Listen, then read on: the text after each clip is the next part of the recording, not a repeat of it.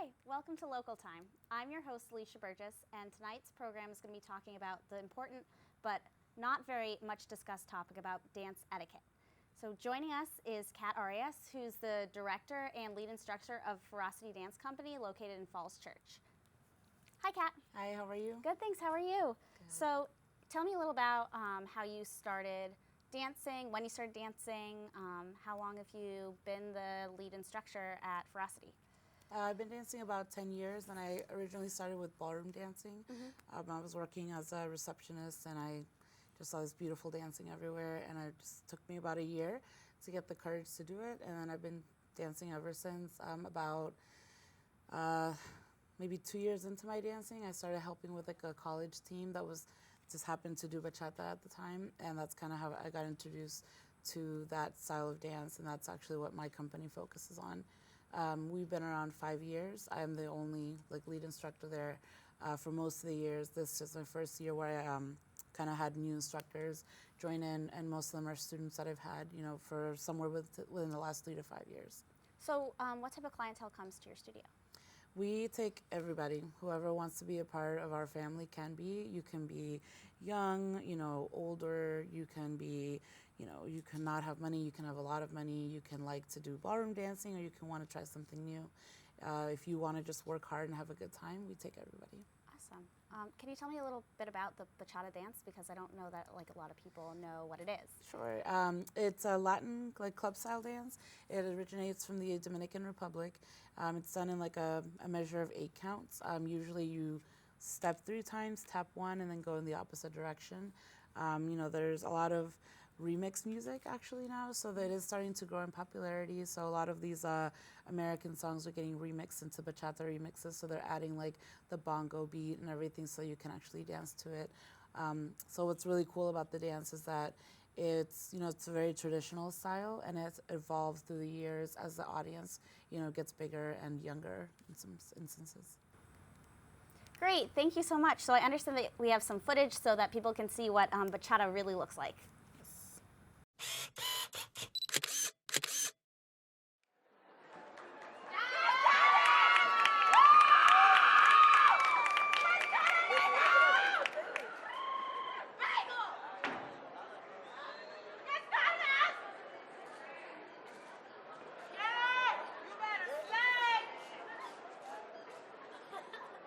Te juro que te siento pequeña y delicada, y es un dulce narcótico maravilloso saber que me amas. Y como en un reflejo estás aquí en mi vida. Es esa magia de tenerte cerca cuando me respiras. Tu cuerpo y mi cuerpo hacen de las alas. En boca a boca no queda un espacio mientras me cuelgo a tu cintura y voy jugando justo a la locura. Quitémonos la ropa que nos viene bien. Recórreme despacio por toda la piel y bésame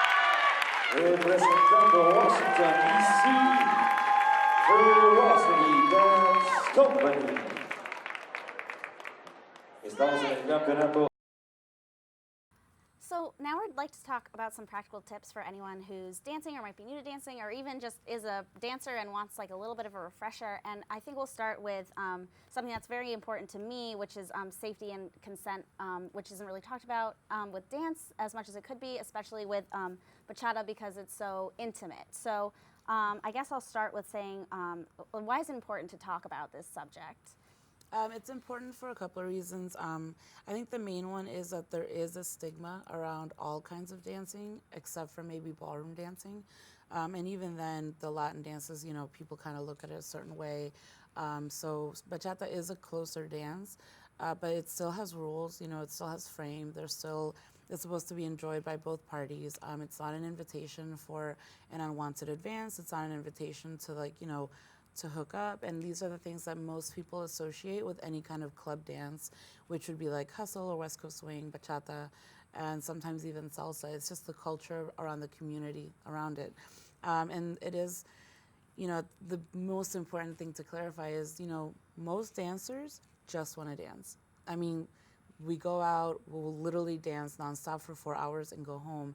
You know, most people aren't going out to the club trying to like pick people up or, you know, to do things after the fact. And these are things that usually most non-dancers think that the scene is about. So we do use the word scene because it becomes like a big community. But it is important for people that are entering to know, you know, where you don't put your hands. If you like, you know, bachata has about, I would say at least 3 to 4 main styles that are very different from each other. You have the traditional style, which is how it started.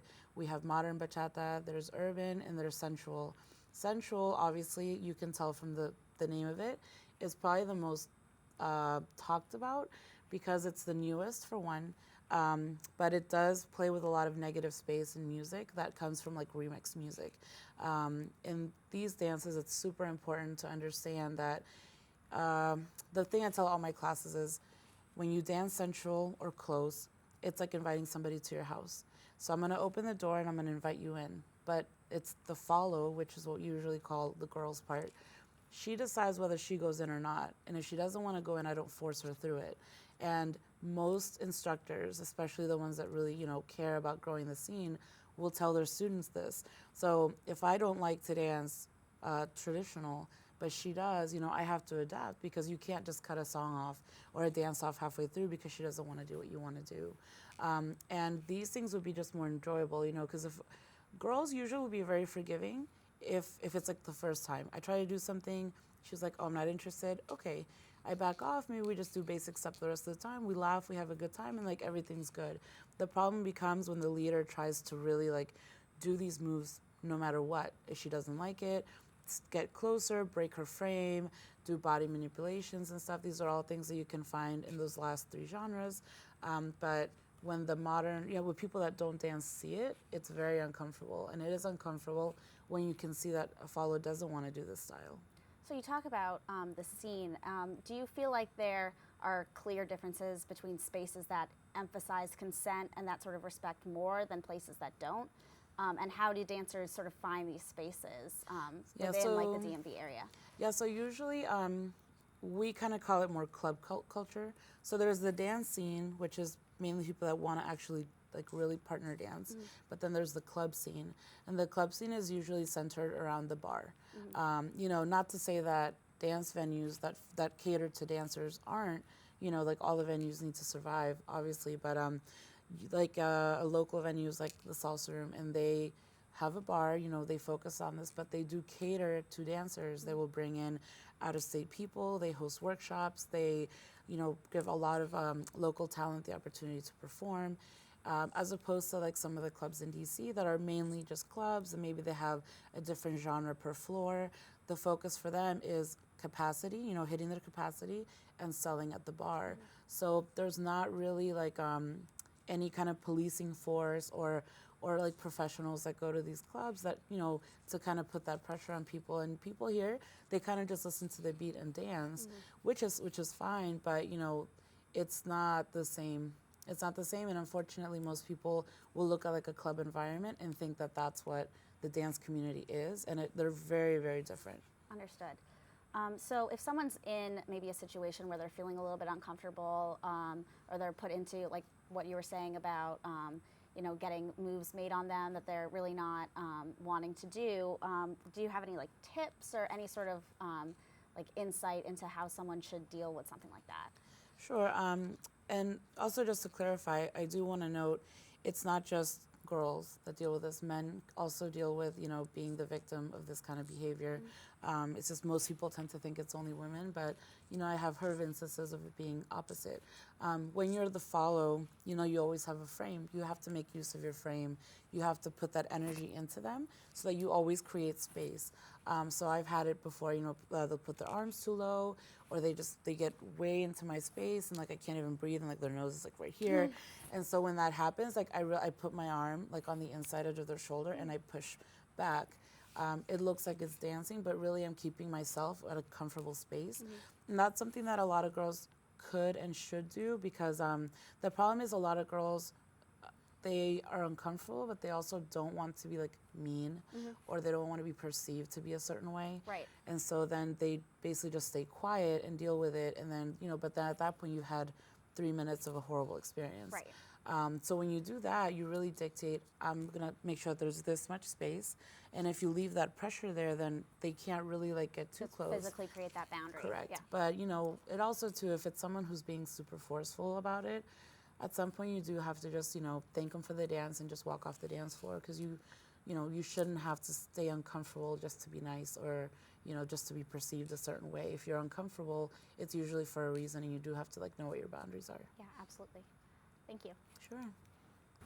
Great. So we actually have some dancers here in the studio to demonstrate some of what Kat's saying. So without further ado, we're going to have them take it away and show us what not to do and sort of how to try and adjust if you're ever in an uncomfortable dance situation.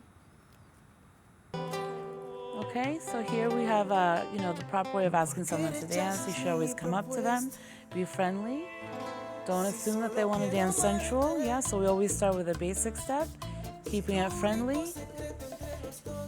So I was saying earlier that dancing sensual is like inviting someone to your house. So if you want to do something a little bit closer, you can try it. But if she says no, don't force her to do it. She might put up a block with her arm to kind of keep that space and keep it still a friendly dance.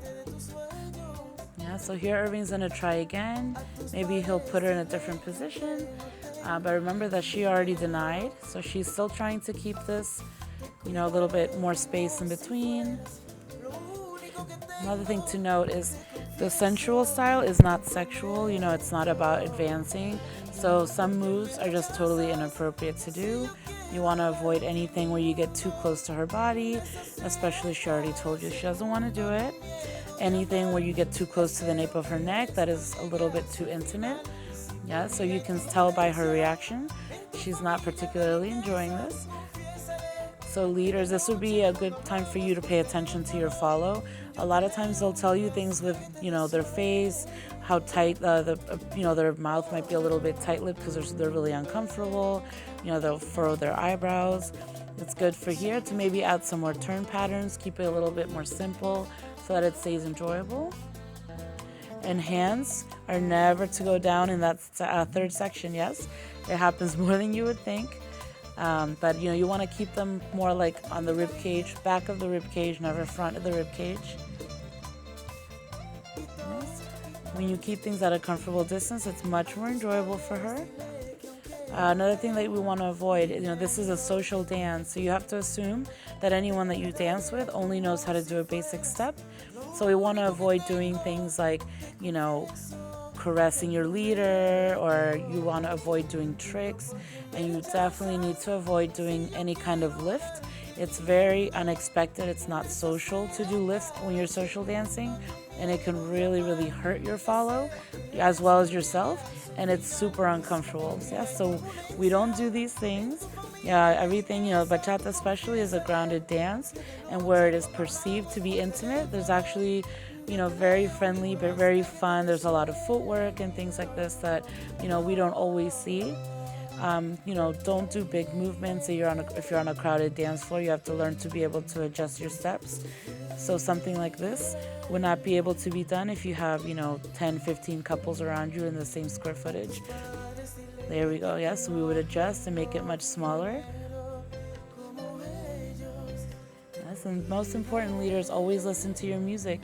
So if you have slow part of the music, don't try to make her do something crazy fast. If there's a highlight, make sure that you're able to fully execute. If you can't execute things like dips safely, or you're learning off of just videos and not really understanding how the spine works, don't do it. Ladies, please don't throw yourselves into dips. It happens a lot. And, the leaders have to then kind of like catch you. It can do a lot of stress in their lower back. But if you just keep it simple, it's a lot of fun. Basic steps, basic timing, some nice turns, some connections. That's all you need to have a good dance.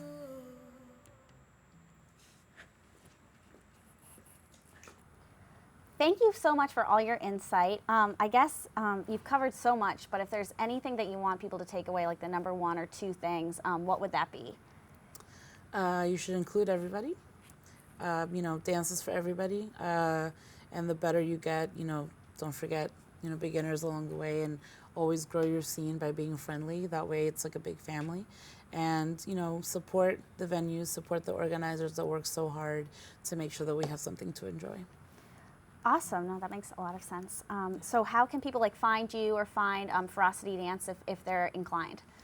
So I do have a website. It's ferocitydance.com. You can also find me on Facebook. Just, type in Ferocity Dance Company, as well as YouTube. Pretty much everything that we do I put online, so you can have a good idea of all the shows and competitions and things that we do. Awesome. Cool. Thank you so much for joining us. It's been awesome. And so you can check out Kat at her website in Ferocity, and we hope you all join the dance scene community here in the DMV area.